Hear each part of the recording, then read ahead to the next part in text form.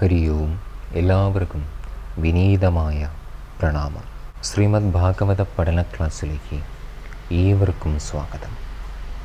ഓം നമോ ഭഗവതേ വാസുദേവായ. ശ്രീ ഗണേശായ നമഃ. ശ്രീ സരസ്വത്यै നമഃ. ശ്രീ ഗുരുഭ്യോ നമഃ. ശ്രീമദ് ഭാഗവത മാഹാത്മ്യത്തിലേക്കാണ് ഇന്നു മുതൽ നമ്മൾ പ്രവേശിക്കാൻ ആരംഭിക്കുന്നത്. ഭാഗവതം പഠിക്കുന്നതിന് മുമ്പ് ഇതിൻ്റെ മാഹാത്മ്യം നമ്മൾ അറിഞ്ഞിരിക്കേണ്ടത് ആവശ്യം തന്നെയാണ്. നമുക്ക് പഠിക്കുവാനുള്ള ഉത്സാഹം ഒന്നുകൂടി വർദ്ധിക്കും. താൽപ്പര്യവും ശ്രദ്ധയും ഏകാഗ്രതയും സമർപ്പണവും നമുക്ക് ഭാഗവതത്തിലേക്ക് കൊണ്ടുവരുവാൻ ഭാഗവത മാഹാത്മ്യം നമ്മൾ അറിയേണ്ടതും വളരെ അത്യാവശ്യമാണ്.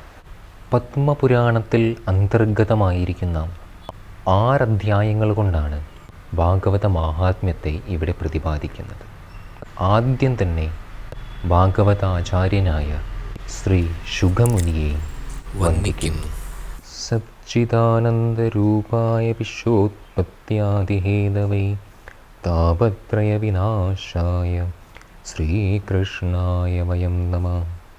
യം പ്രവ്രജന്തമനുപേതമപേതകൃത്യം ദ്വൈപായനോ വിരഹകാതര ആജുഹാവ. പുത്രീതി തന്മയതയാ തരവോ വിനേതു തം സർവഭൂതഹൃദയം മുനിമാനതോസ്മി. 4 വരികളുള്ള ഈ ശ്ലോകത്തിലൂടെ നമ്മൾ ശ്രീ ശുഗമുനിയെ നമസ്കരിക്കുകയാണ്. ആരാണ് ശ്രീ ശുഗ മഹർഷി? നിങ്ങൾക്കറിയാമായിരിക്കും. അറിയില്ലെങ്കിൽ ഇപ്പോൾ മനസ്സിലാക്കും. വേദവ്യാസ മഹർഷിയുടെ പുത്രനായിരുന്നു ശ്രീ ശുഗബ്രഹ്മർഷി. ശുഗബ്രഹ്മർഷിയാണല്ലോ പരീക്ഷിത്ത് മഹാരാജാവിന് ഭാഗവതം ഉപദേശിച്ചു കൊടുക്കുന്നത്. സ്വന്തം പിതാവിൽ കൂടി അച്ഛനെന്ന ഭാവമില്ലാതെ ഉപേക്ഷിച്ചു പോകുന്നതാരാണോ ആ ശുഗമുനി ഇനി ഇങ്ങനെ ഉപേക്ഷിച്ചു പോകാനുള്ള കാരണം എന്തുകൊണ്ടെന്നാൽ ഈ ലോകത്തിൽ നമുക്കനുഭവിക്കാൻ സാധിക്കുന്ന എല്ലാ വസ്തുക്കളും ക്ഷയിക്കുന്നവയാണ് എന്ന് ജന്മമാത്രത്താൽ മനസ്സിലാക്കാൻ സാധിക്കുന്ന രീതിയിലുള്ള വിഷയവൈരാഗ്യം സിദ്ധിച്ച ഒരു യോഗിയായിരുന്നു ഇവിടെ ശ്രീ ശുഗബ്രഹ്മർഷി. ഇവിടെ ആദ്യം നമ്മൾ ശ്രീ ശുഗബ്രഹ്മർഷിയെക്കുറിച്ച് ഒരു കാര്യം മനസ്സിലാക്കണം. അമ്മയുടെ ഗർഭപാത്രത്തിലിരിക്കുന്ന സമയത്തു തന്നെ ധ്യാനം പരിശീലിച്ച് ആത്മസാക്ഷാത്കാരം നേടിയ ഒരു യോഗിയായിരുന്നു ആര്? ശ്രീ ശുഗബ്രഹ്മർഷി. ഗർഭപാത്രത്തിലിരിക്കുന്ന സമയത്തു തന്നെ ഒരു യോഗിയായിരുന്നു ഇദ്ദേഹം. നമുക്ക് സങ്കല്പിക്കുവാൻ പോലും സാധിക്കുമോ? അത്രയും മഹാനായിരുന്നു.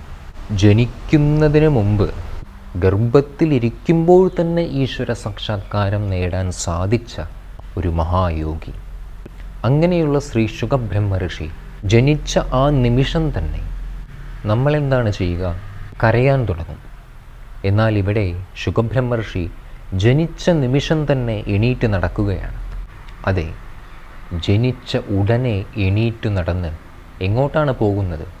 എല്ലാം ഉപേക്ഷിച്ചുകൊണ്ട് അച്ഛനെയും അമ്മയെയും ആ വീടിനെയും ഉപേക്ഷിച്ചുകൊണ്ട് ഇറങ്ങുകയാണ്.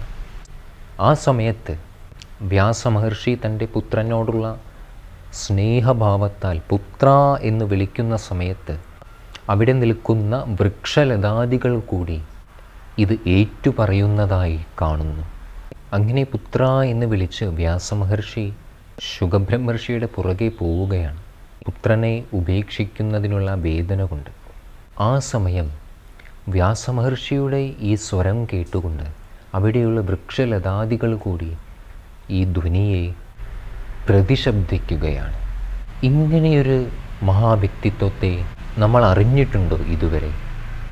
ഇനി എന്തുകൊണ്ടാണ് ശുഗമഹർഷി പിതാവിനെയും മാതാവിനെയും ഉപേക്ഷിച്ചു പോകാനുണ്ടായ കാരണം? ഈ ഒരു അറിവ് കൊണ്ടാണ്. അച്ഛനമ്മമാരെ ഇഷ്ടമില്ലാത്തതുകൊണ്ടോ അവരെ ബഹുമാനിക്കാത്തതുകൊണ്ടോ അല്ല. പിന്നെയോ ഈ ലോകത്തിലുള്ള യാതൊരു വസ്തുക്കളിലും വ്യക്തികളിലും ഞാൻ എൻ്റേത് എന്ന സ്വാർത്ഥഭാവന ഇല്ലാത്തതുകൊണ്ട്, ഒട്ടലില്ലാത്തതുകൊണ്ട്, തൻ്റെ ജീവിതത്തിനൊരു ലക്ഷ്യമുണ്ട്. ആ ലക്ഷ്യം നിറവേറ്റുവാൻ വേണ്ടി ഞാൻ പോവുകയാണ്. അത്രയും വിഷയവൈരാഗ്യം നേടിക്കൊണ്ട് ബ്രഹ്മസാക്ഷാത്കാരത്തിലൂടെ ഗർഭപാത്രത്തിൽ വെച്ചു തന്നെ ബ്രഹ്മസാക്ഷാത്കാരം നേടി അങ്ങനെ അതിലൂടെ സ്വയം ബ്രഹ്മം തന്നെയായിത്തീർന്ന ആ ശുഗമുനി. ആരാണ് ഈ ശുഗമുനി? സ്വയം പരമാത്മാവ് തന്നെയാണ്. എല്ലാ ഭൂതങ്ങളുടെയും, മനുഷ്യരുടെയും വൃക്ഷങ്ങളുടെയും മൃഗങ്ങളുടെയും സർവഭൂതങ്ങളുടെയും ഹൃദയമായി തീർന്നിരിക്കുന്ന ഈ ശുഗമുനിയെ ഏതൊരു മഹർഷിയുടെ നിർദ്ദേശത്താലാണോ പരീക്ഷിത് രാജാവിന് പരമപുരുഷാർത്ഥമായ മോക്ഷത്തെ കൈവരിക്കാൻ സാധിച്ചത്, ഈ പരമാചാര്യനായ ശ്രീ ശുഗമഹർഷിയെ ഞാൻ നമിക്കുന്നു. ഗുരോരനുഗ്രഹേ ഏവ പുമാൻ പൂർണ്ണ പ്രശാന്തയെ. അങ്ങനെ ഈ 1-ാം അധ്യായത്തിലെ 1-ാമത്തെ ശ്ലോകത്തിലൂടെ ഭാഗവതാചാര്യനായ ശ്രീ ശുഗബ്രഹ്മർഷിയെ നമ്മൾ ശരണം പ്രാപിക്കുകയാണ്. കാരണം ഗുരുകൃപ കൊണ്ട് മാത്രമേ നമുക്ക് ശാസ്ത്രത്തെ മനസ്സിലാക്കുവാൻ സാധിക്കുകയുള്ളൂ. അതുകൊണ്ട് ആദ്യം സർവാത്മന ഈ ഗുരുപാദങ്ങളിൽ നമുക്ക് നമ്മളെ തന്നെ സമർപ്പിക്കാം. ഇന്ന് പ്രത്യക്ഷ രൂപത്തിൽ, ഒരു ശരീരരൂപത്തിൽ ശുഗമഹർഷിയെ നമുക്ക് കാണാൻ സാധിക്കില്ലെങ്കിലും ഈ ഗുരുവിൻ്റെ അനുഗ്രഹം സദാ നമ്മോടൊപ്പം ഉണ്ടാകുന്നതാണ്. കേവലം സമർപ്പണം മാത്രമേ ആവശ്യമുള്ളൂ. ഏവരും ഒരിക്കൽ കൂടി ഈ ഗുരുപാദങ്ങളിൽ നമിച്ചുകൊണ്ട് ആ ഗുരുത്വം, ഗുരു അനുഗ്രഹം അത് നേടൂ ആദ്യം എല്ലാവരും. ഇനിയും രാവിലെ നേരത്തെ ഉണരാത്തവരുണ്ടെങ്കിൽ ഇപ്പോൾ തന്നെ, ഈ നിമിഷം തന്നെ 5 മണിക്ക് ഉണർന്ന് സാധന അനുഷ്ഠിക്കൂ. വേഗം വേഗം, ഇനിയും വൈകിക്കാൻ സമയമില്ല. വെറുതെ കിടന്നുറങ്ങിയാൽ ഒരിക്കലും അനുഗ്രഹം പ്രാപ്തമാകില്ല. ഏവർക്കും ഗുരുത്വം പ്രാപ്തമാകട്ടെ. നമ്മളിന്ന് ഒരു ശ്ലോകം മാത്രമേ കണ്ടുള്ളൂ.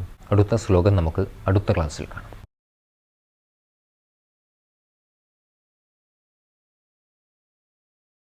ഏവർക്കും പ്രണാമം. ഹരി ഓം.